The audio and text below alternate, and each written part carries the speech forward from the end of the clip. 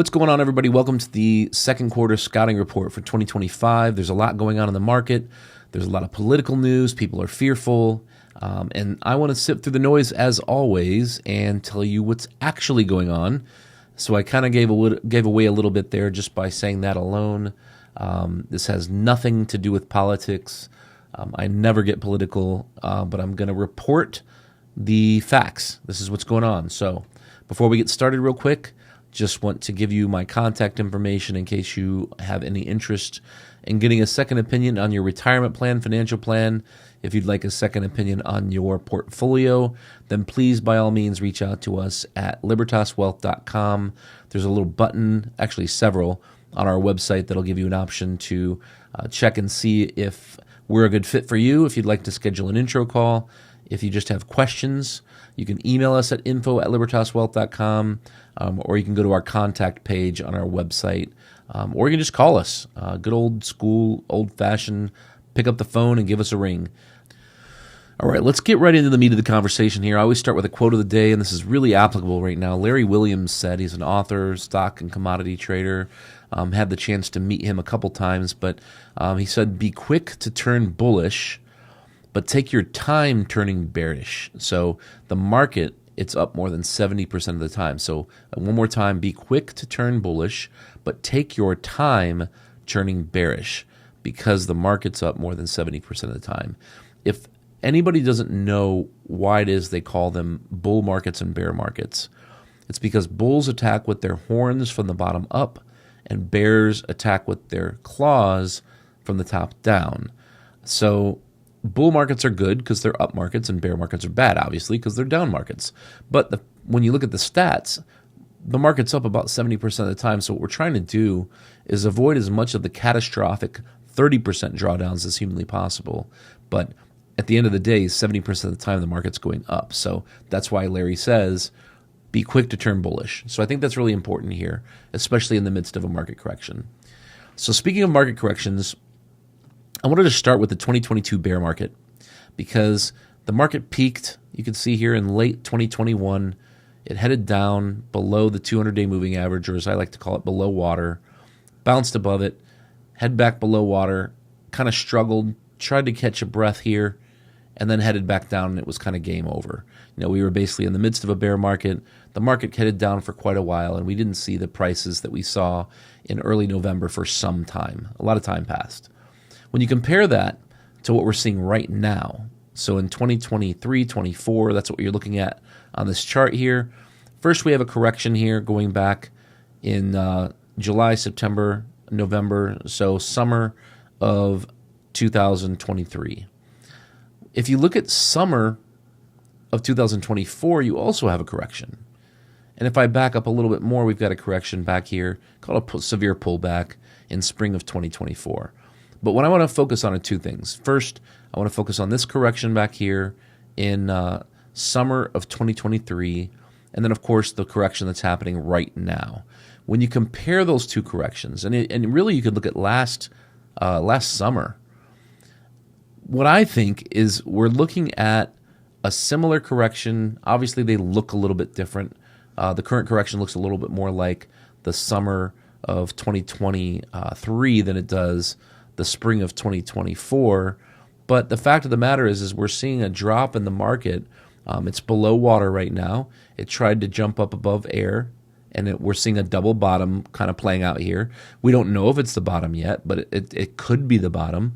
And again, like Larry Williams said, the market's up 70% of the time, so we have to be quick to turn bullish. So we have raised a lot of cash, relatively speaking, in our trend following models.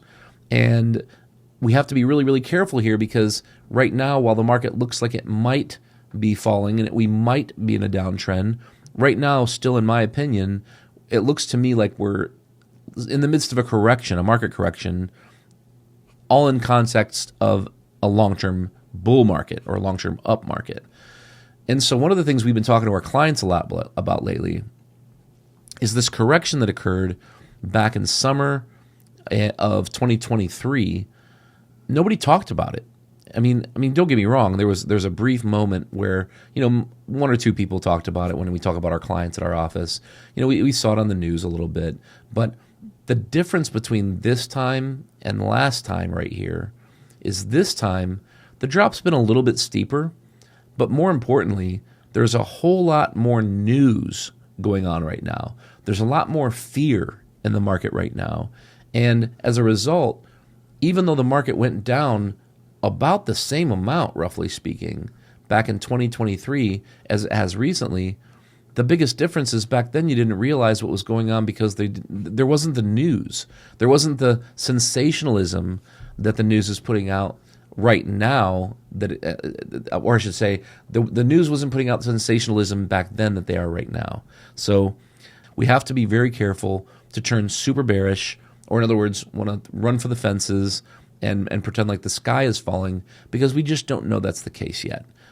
We've seen this happen before in the past where the market hits a low, it bounces, it hits another low, and then heads higher from there.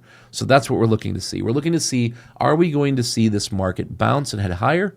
Or, if I go back, are we going to see the market bounce like this and head lower and just see lower lows and lower highs? So this wasn't a double bottom. Obviously, we had a low here, it's even lower. So it's not exactly the same as 2022, but I just want to draw some lines of similarity. The market, in terms, when you look at how often a market correction turns into a bear market, so in other words, a market correction is a drop of 10 to 20%, how often does it turn into a 20 or more percent decline? Well, it's going back to World War II, there have been 48 10% corrections or more on the S&P 500, and 12 of those corrections have turned into a 20% or more bear market. So it's 25% of the time, the market turns into a bear market. 75% of the time it doesn't. So it's something else to keep in mind. This is a sentiment indicator. It just judges how people feel. So it's a survey, basically. And when you look at this, I got two charts here. The first one is this, and it basically shows that when you go back to 1987, that we are now looking at 3 times before this, we have seen sentiment this negative, where it's been above 50% of sentiment indicators or surveys have been above 50% for bearish respondents. And when we look at the statistics, you can see here it's happened now. It happened at the bottom of the 2022 bear market, and it happened at the bottom back in 1990. So when you look at those times that occurred in the past, it's a very small sample size, obviously. But the 2 times it happened in the past, when we look at the average return over the next 1 month, 3 months, 6 months, 12 months, it's a 100% win rate. So, and this didn't happen during the 2000, 2001, 2002 bear market, nor did it occur during the 2007, 8, and 9 bear market, the Great Recession. So just, again, as I go through all this stuff, what I'm looking at is the weight of the evidence. Is there some negative evidence out there? Absolutely. There's definitely some negative evidence. But keeping in mind the fact that the market has a positive bias, in other words, it tends to head northward, as we saw. Larry Williams says 70% of the time, going back to World War II. When we look at how many corrections turn into bear markets, 75% of corrections do not turn into bear markets. So we have to lean positive here. We can't lean negative. We can't be pessimists. So switching gears, talk about bonds for a moment. We've been taught as investors, probably all our lives really, that bonds are safe, that bonds are a place to go as a safe haven if stocks aren't doing well. But when you look at, this is the 20-year Treasury bond, so it's TLT is the symbol. Since COVID, TLT, or U.S. Treasury bonds, 20-year Treasuries, are down about 50%, not 15, 50. So when we look at bonds being a safe haven, what we need to always remember is that when interest rates go up, bonds go down. And when interest rates go down, bonds go up. So I think most of us are kind of hoping that interest rates will start going down at some point, because a lot of us are hoping we can refinance debt. If we have a mortgage, we're paying high interest, we want a lower rate, things like that. Of course, we don't want lower rates on our savings accounts, money market accounts. So that's the trade-off, obviously. But when interest rates go down, bond values start to go up. So if we start to see rates go down, we will start to see some traction in the bond market. But until then, things are still looking, I don't want to say doom and gloomy, but they don't look good. Let's just put it that way. So you have to be very, very careful investing in the bond market right now. We look at the U.S. dollar. One of the things I've been hearing from, in social media, occasional emails that I get in my inbox from, people saying, "Oh, the U.S. dollar is going to collapse. The U.S. dollar is going to collapse." This is the U.S. dollar. So it's the index, the DXY. If I were to draw a line right here, you could see that we are still trading higher than we were on the U.S. dollar than we were in 2020. So COVID. There's this kind of increase that happened between 2021 and 2023.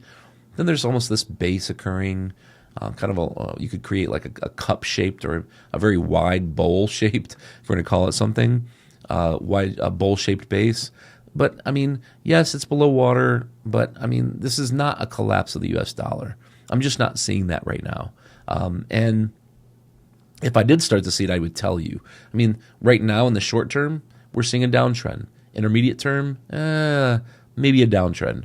But long term, it's kind of flat. It's kind of trendless is really what I'm seeing here.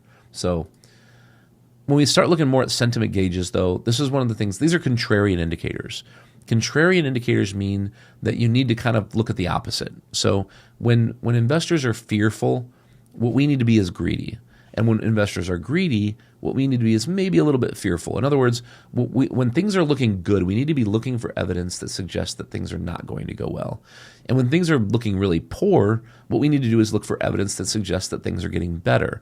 So whenever, it was Baron Rothschild actually that said that you want to buy when there's blood in the streets, even if it's your own. So when we see extreme fear on the CNN Fear and Greed Index, that is actually a bullish indicator. It's bullish evidence that suggests that things are probably going to improve in the near future. When we look at another seasonal indicator here, this is the Stock Traders Almanac, post-election year seasonal pattern, goes back to 1949. And what we're looking at is all the post-election years in black. So you can see the average performance of the market in black here. And then you can look at fifth year of a presidency where the incumbent party wins, incumbent party loses, the entire cycle, and then this year so far. So we look at this year. Market kind of goes up. Well, for the most part, the market does tend to go up in almost all instances for the first month and a half of the year. Then the market tends to drop through, in this case, like say late March maybe. I'm sorry, not late March, early March. So late February, early March. And then the market tends to bounce and kind of start to head higher. Well, we don't see the most recent 2 days here because this is a couple days old where it retested and we're looking at kind of a double bottom right here. But the bottom line, when I look at all these averages over time in history, what I'm seeing is that the market tends to rebound between March and roughly June. It kind of tends to go down a little bit, maybe go sideways through September and October. It heads down, September and October. And then from October through the end of the year, things tend to look good in almost all instances. So I think that's what, again, there's no guarantees here. This is not, because history, Mark Twain, I think, said that, history doesn't repeat itself, but it sure does rhyme. So I think that's what we can expect, and what the reason why these averages exist is we can expect something like what we've seen in the past. And if we don't see what we've seen in the past, then that's information that we need to take as very important information. Call it that maybe that things are getting worse. But for now, what I'm seeing is that we're in the midst of a correction within a long-term bull market. Political alignment by market performance. The reason I wanted to bring this up is that because whenever we have a Republican president, average rate of return is 7.4% per year. Whenever we have a Republican Congress, the average rate of return is 14.6% per year. When we have a Republican president and Republican Congress, the average rate of return for the market's 13%. So those three numbers are kind of the ones that you want to pay attention to when looking at the averages. And I don't think it's bad. I think it's average or above average. So I don't think we need to worry too much yet.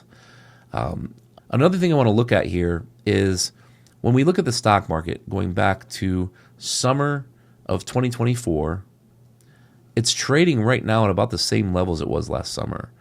But the difference is last summer, there was about $6.1 trillion of cash or money market sitting on the sidelines that was not invested at the time. And today, there's $7 trillion. So I like to look at that as gunpowder, where it's if things start to improve here and we start to see improvement in the major market indices and we start to see this cash come into play and get invested, the way the market works is the more buying enthusiasm there is relative to selling enthusiasm, the more prices rise. Conversely, the more selling enthusiasm we see relative to buying enthusiasm, the market must fall. So if there's more buyers than sellers, markets rise. If there's more sellers than buyers, markets must fall. Looking at the long-term asset class momentum ranking, even though the market's been struggling recently, you can see here the S&P 500 is still ranked number 1. International stocks ranked number 2. Bonds, even though I just got done showing you a chart that talks about how bad bonds are right now and that they're really kind of still struggling, bonds are still number 3. Small cap stocks, so small company stocks, are number 4, barely above money market, so 1 to 3 month T-bills. And then in the basement right now, even though we've seen some improvement, a lot of that's been due to precious metals, is the commodity index. The commodity index is in the basement. We just haven't seen a whole lot of growth or momentum out of commodities. Then we have my inverse traffic light chart here, and right now we're in the caution zone. So we saw the market kind of head up here. It tried to bounce in fall of 2004, headed northward, pulled back, headed northward, all-time highs again, pulled down, went into the caution zone, similar to the 200-day moving average, tried to get above water here in the green zone, pulled back down, but we're just in the caution zone. We're not in catastrophic world yet. This is, I don't want to call it no man's land, but the caution zone is just that. It's just be cautious. And that's be cautiously bullish, be cautiously bearish. So where we are right now, we're in the caution zone, but the upper tier of that caution zone. And if we were to see the market cross below this the previous low back in March, then I think there's probably going to be a little bit more reason for concern. But until then, if we can either A, hold those lows, or B, undercut those lows and then head higher, then I think we're still probably in pretty good shape. So to wrap things up here, just a couple, bottom line notes to sift through the noise. Today, I'm recording this on, what day is it? It is Monday, still Monday. Anyway, it's late. But on Monday, the 31st of March, the stock market opened 1% lower. So futures were really, really poor, but it closed positive, and it closed positive on bad news. That's positive in my book. Second of all, we've got Tariff Liberation Day, which is this Wednesday. By the time you see this, if you're an early watcher and you get this on Tuesday, then tomorrow is Tariff Liberation Day. This is when all the tariffs come out. They make the decision of what's going to happen. So the question is this going to be a repeat of 2016? And what I mean by that is in 2016, when tariffs were officially decided, things weren't as bad as people thought they were going to be, and then the market headed higher. But the market kind of headed lower first, of course, because people were worried about tariffs. But then once that official decision was made and the final decisions were on the table for tariffs, things headed higher because they weren't as bad as people thought they would be. Speaking of tariffs, China and South Korea have both gone on record responding to these tariffs and this Liberation Day, saying that they're going to develop a supply chain of cooperation. I think that tone alone sounds good to me. So just trying to be objective here.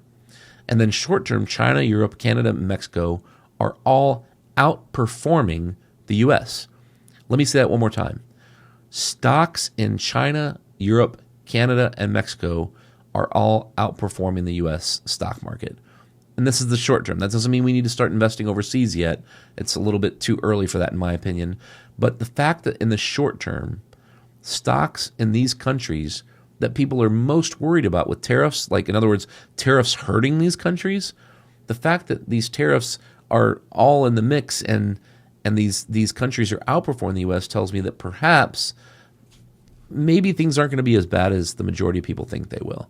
So it just doesn't make a whole lot of sense, to be honest. So So with that all being said, that's kind of my thesis, and kind of where we're at right now is we're in the caution zone. I think that we're in an uptrend long term. This is a market correction. When you look at the market overall, going back in time, stock market drops 3% 7 times per year. That's normal. You have $1 million, your $1 million portfolio goes down $30,000 7 times a year, and that would be normal. The market goes down 5% 3 times a year. So $1 million portfolio is down $50,000 3 times a year, and that's completely normal. Similarly speaking, the market goes down over 10% once a year on average.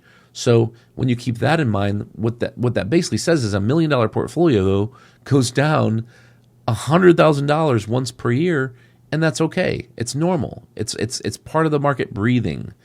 And then last but not least, every 18 months, the market goes through a severe correction, which is marked by about a 14 to 15% drop, and that would be $140,000 to $150,000 on $1 million. And still, we would not be in a bear market, a market crash, or anything that would suggest the market is, or the sky is falling. So, with that all being said, thank you so much for taking the time to watch and listen. If you have any questions, feel free to reach out. I already mentioned all the ways to get a hold of us, so I'm not going to beat that horse to death. But if you have any questions, again, you never have to be a client to ask a question. I'm sorry I'm losing my voice here, but have a wonderful week. Enjoy the start to spring, and we'll talk to you soon.